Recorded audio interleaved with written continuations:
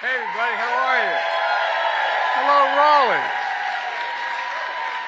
What a great crowd. Please take a seat if you have one. I once said that at an event, and people didn't have chairs, and the press looked at me and said, what the hell's the matter with that guy? Anyway, Edward, thank you. Sergeant First Class, I was telling him my son, Bo, who I lost because of what happened in Iraq. Anyway, my son, Bo, when he made Major in Iraq, I was there. I wasn't with him when he made that, when he got promoted, but I was with him later at an event, anyway, in Iraq. I didn't want to say where I was, but, I said, Bo, congratulations, you're now a field-grade officer. He looked at me and said, Dad, I don't know who runs the United States Army. Sergeants First Class run it. And that's a fact. So, Sarge, thank you very, very much. Folks, Governor Cooper and all the state officials here today, and by the way, you got the best governor in the country. Where is he? Roy, stand up. No, I mean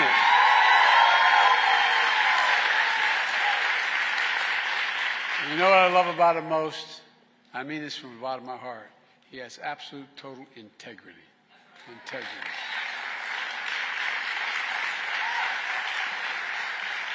Thanks for the welcome back to North Carolina, Gov. I appreciate it very much. I also want to mention Congressman Deborah Ross. Where's Deborah? I just had my picture taken with her. That's probably why she left.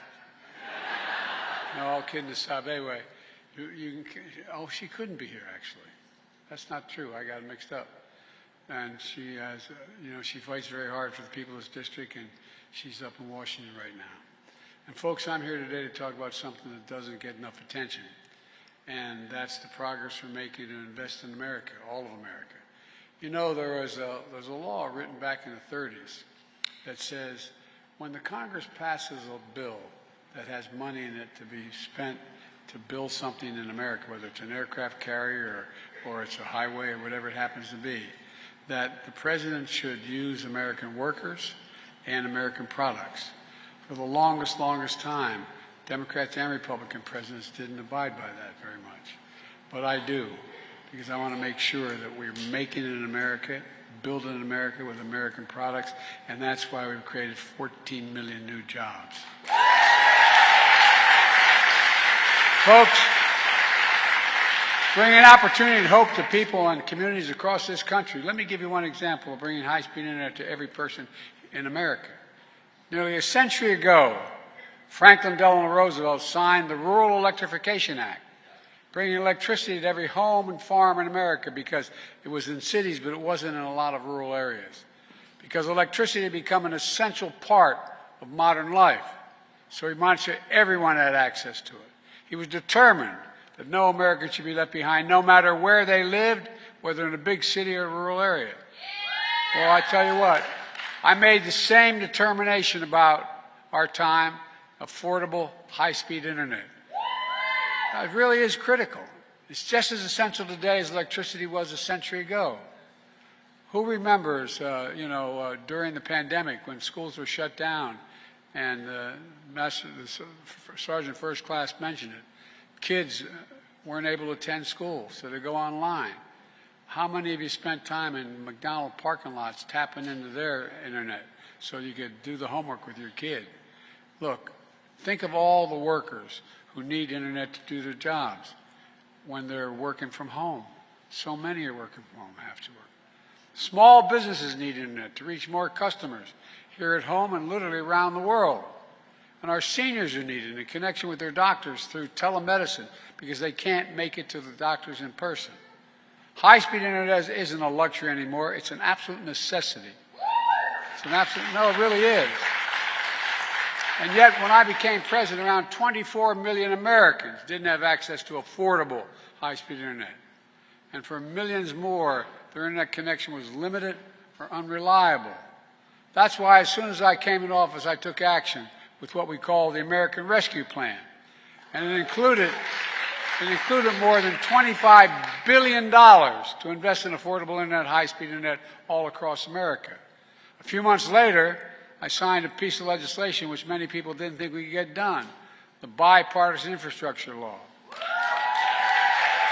A once-in-a-generation investment to rebuild America's infrastructure, our roads, our bridges, our railroads, our high-speed internet, all of it paid for. And look, our goal is to connect everyone in America to affordable, reliable, high-speed internet by the year 2030, everyone in America. Just like Franklin Roosevelt did a generation ago with electricity. I promise to be a president for all America, whether you voted for me or not. These investments help all Americans in red states and blue states as well. We're not leaving anybody behind. Look around North Carolina, and with the leadership of Governor Cooper, with the partnership of your governor, we've invested more than $3 billion to expand high-speed internet in every county across the state. $3 billion.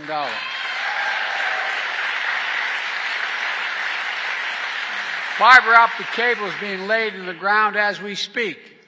Over the next 3 years, over 300,000 homes and businesses all across North Carolina will be connected with affordable, high-speed internet.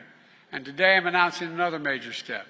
We're investing another $82 million to connect 16,000 additional homes and businesses, bringing high-speed internet all across the state of North Carolina, from top to bottom. By the end of the decade, we're going to finish the job reaching all the remaining homes, schools, libraries, small business, healthcare facilities in North Carolina that don't have access to high-speed internet today. Let me say that again. Universal, high-speed internet in all of North Carolina by the end of this decade. Folks,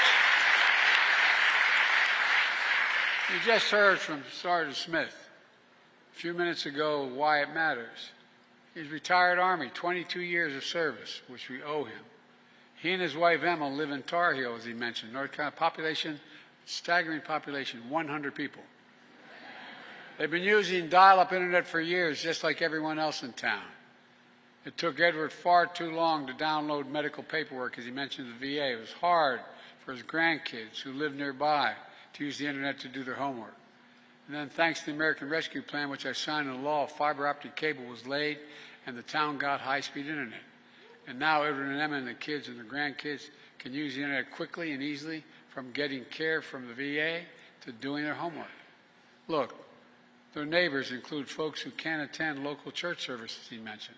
They can stream these services at home every single Sunday. High-speed internet has been a game changer for their town and so many counties all across America. Look, and we're just getting started. But it's not enough to just have internet access. It needs to be affordable. Affordable. So, here's what my administration did. We work with internet service providers to bring down prices for people struggling with their payments. It's called Affordable Connectivity Program. It's already helped 880,000 households in North Carolina save a total of $440 million in internet bills collectively. That's about 1 in 5 families across the state are saving $30 a month for the internet bills, and some save a lot more. That savings matters in homes like the one I grew up in. Another $30, $40 a month was the difference between how many groceries you pay, the gas bill, all other necessities. It matters. It matters. Plus, the investment we're making in high-speed internet means something else as well. Good paying jobs. And folks,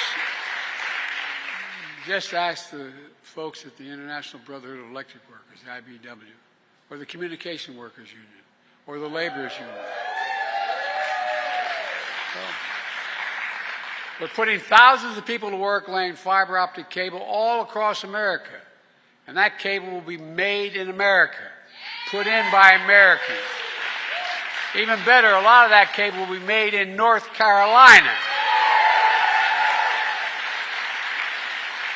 Two American companies, CommScope and Corning, are investing more than $550 million to manufacture fiber optic cable, creating around 650 good-paying jobs in Hickory, North Carolina. A single starter. And there are going to be more. Already, 40% of all the fiber cable, optic cable in America is being manufactured in Hickory. And no, that number is going to continue to grow. Jobs are going to grow. And when jobs grow, everything grows. Everything grows. Everything in the community grows. All told, during my presidency, we've invested, and I know it's going to sound like not much to you all, but $11 billion in North Carolina. $11 billion in infrastructure, clean energy, everything from high-speed internet to clean water, new roads and bridges. For example, we're investing $1 billion, $1 billion, in a new rail line connecting Raleigh and Richmond, Virginia. Not only creating a whole hell of a lot of jobs, but it's going to take a lot of vehicles off the road. It's going to help with pollution. And guess what?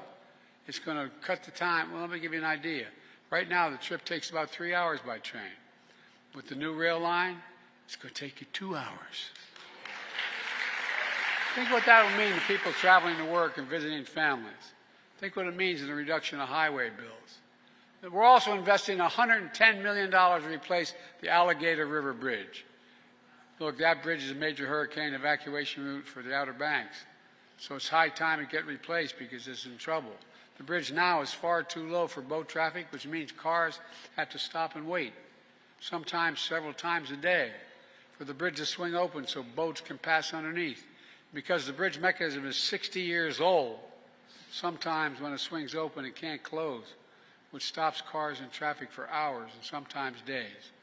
Now we're building a new, higher bridge that boats can easily pass under. It will be wider and more accessible to more cars to travel across every single day, saving time and saving money. Folks, what we're doing here in North Carolina is just one piece of a much bigger story. To date, 40,000 infrastructure projects have been announced across this nation. Since I've been to office, we've created 14 million new jobs. 440 new jobs in North Carolina alone just since I came to office.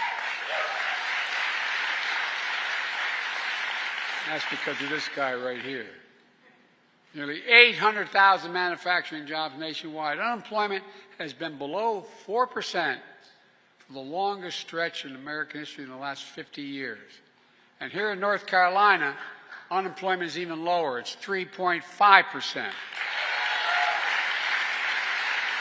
And the stats coming out today show that seeking unemployment insurance has even gone down. Fewer people are needing the help. That's lower than it was in every single month under the last president. Wages are up. Household wealth is up. Not only for middle-class Americans, for Latinos, for black Americans, for minorities.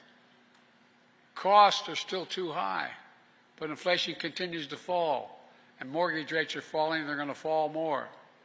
Last week we learned that America filed 16 million in America, 16 million new applications for businesses, for a new business since I became president. Folks, that's a record. Every single one of those new small businesses is an act of hope, an act of hope. It generates progress. People are beginning to have, and if you look at the consumer confidence, it's way up. 64%, I think maybe 62%. Americans think their personal circumstance is good and it's getting better. Meanwhile, thanks to the Invest in America agenda, private companies have invested over $640 billion, let me say it again, $640 billion in advanced manufacturing here in America. And by the way, you know, we invented that little computer chip which everything from your cell phone to your automobile needs. Guess what? We used to control it. We got down to the point we hardly manufactured any of it. And so what happened when things went bad, we didn't have access to all those computer chips that were being made in Asia and other parts of the world. So I got in the plane and went to South Korea. And I said, why don't you come invest in America? One thing led to another. Over $50 billion, people coming to America, investing and building these computer chip factories. And guess what? It's just getting started. But guess what? The fact is that these computer factories, they build what they call fabs. They're about as big as a football field, and they manufacture these chips. You don't need a college degree to work in it. You know what the average starting salary is? $116,000. $116,000. And look, put it all together. America has, this is a fact, the strongest growth rate of any and the lowest inflation rate of any major economy in the world. In the world. We have a lot more work to do.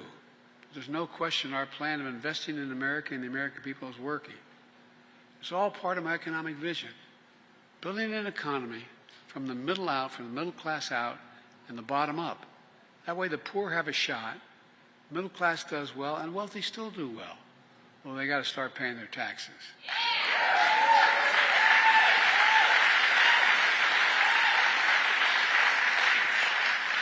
You know, I'm serious. I don't mean paying 60%. I mean just paying the top rate of 38%. Look, folks, you know how many billionaires we have in America today? 1,000. You know what their average rate, federal tax rate is? I should walk away from this.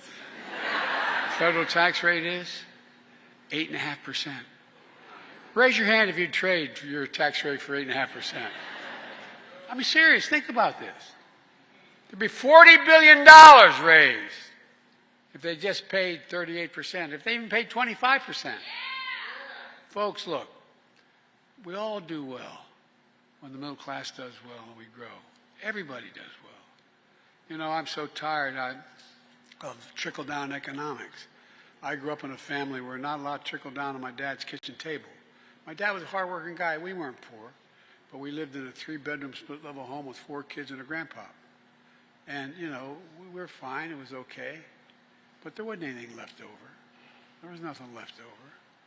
But now, a lot of middle-class folks are having enough leftovers. They can do things. Our approach is the fundamental break from trickle-down economics, supercharged by my predecessor. My predecessor, everything was trickled down, but not a lot trickled. And I'm serious. Which tax cuts for the wealthy and big corporations, shipping goods overseas. How many people do you know in this state and other states? There was a factory in town that employed 300, 400 people. And all of a sudden you found that factory shipped overseas. Why was it shipped overseas? Cheaper labor costs. So we were shipping factories overseas and importing the product they made here. Well, guess what? We're doing the opposite. We're making it here and shipping the product overseas. I'm serious. And also that trickle-down shrank public investment in education, infrastructure and education, have hollowed out communities, closing factories, leaving too many behind. And now, my predecessors like to say, America is a failing nation. In my face, bless me, Father, for his sin. I mean, come on. A failing nation. And by the way, did you hear he wants to see the stock market crash? Because he does not want it now. We're doing well. He acknowledging by that we're doing pretty damn well economically and getting better. He wants to see the stock market crash. You know why? He doesn't want to be the next Herbert Hoover. As I told him, he's already Hoover. He's the only president to be president for 4 years and lose jobs, not gain any jobs. Come on, man.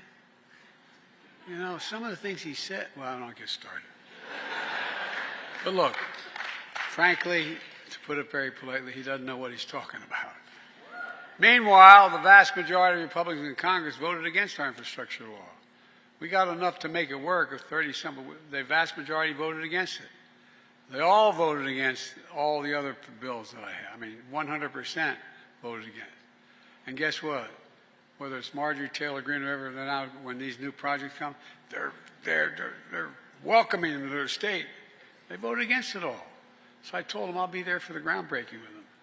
You know, look, what was mentioned as well. Look what I fought my whole career. I've been around. I know I don't look it, but I've been around for a little while. But all kidding aside, look, you know, I spent the bulk of my career as a senator trying to bring down the cost of prescription drugs. If you have a prescription from your doc and you take it to a pharmacy here in North Carolina or Wilmington, Delaware, where I'm from, or wherever, guess what? I can take that same prescription from you and go to Toronto, Canada, London, England, Rome, in Italy, anywhere around the world. And it'll be somewhere between 50% less and 70% less. How does that work? Why? Why isn't in America we're paying $400 a month for insulin if you have diabetes, and in other places they're paying $35. Well, guess what? You're paying $35 now, and it's going to go down even further. And by the way, at $35, they're making 350% gain. It costs $10 to make it, $12 to package it. So come on, man. It's about time we start to be a little fair to ordinary people. When it comes to voting against infrastructure law, it doesn't stop many of our Republicans calling up and saying, we need a project in my district. Now, what I haven't done is I haven't blocked projects in their districts because they're all Americans. The fact they have a senator or a congressman who doesn't know what they're doing doesn't mean they should be denied. But it's okay. It's okay because I promised to be a president for all Americans. And I mean that sincerely. It's not hyperbole. I promised to be a president for all Americans. Like I said before, I told them all I'll see them at the groundbreaking. Let me close with this. When you see shovels in the ground, cranes in the sky, and people hard at work in these projects, I hope you feel pride in America. Pride in America. Pride knowing we can get big things done when we work together. You're all the real heroes. It's not hyperbole. You're the real heroes in this story. American workers, the American people, neighbors and community leaders doing the work to bring our cities into the future. That's what America does. That's why I've never been, and I mean this, and I've been saying this for a while, and the press has to cover me everywhere. I've been saying I'm optimistic. I've been around for a while. I've never been more optimistic about America's prospects than I am in the last 3 years. I really mean it. Because there's nothing. We have to remember who we are. We're the United States of America. And nothing is beyond our capacity when we work together. Nothing. And I'll say one last thing. We're the only major company in the world that's come out of every crisis stronger than we went in. And that's what we're doing again today because of you. Thank you. May God bless you all. May God protect our troops. Thank you very much. Let's go.